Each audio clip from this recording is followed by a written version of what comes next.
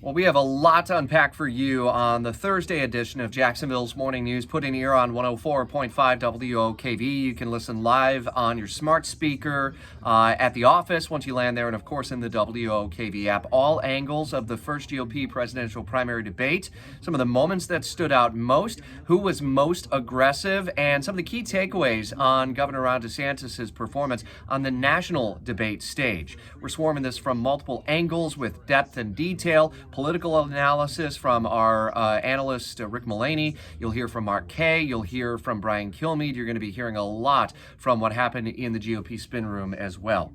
The pattern continues to be windy with our weather on this Thursday, and as we wind down the week, it takes a bit of an edge off the heat overall.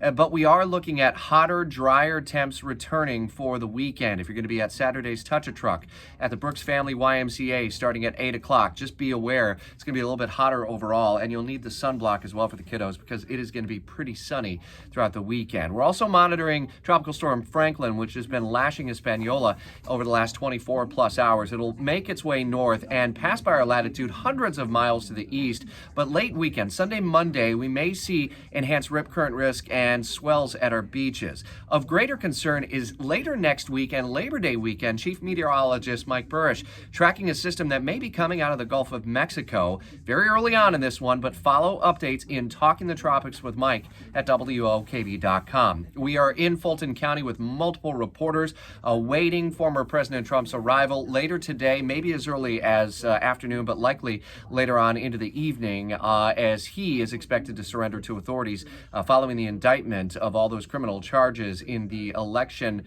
fraud investigation from 2020 in Georgia.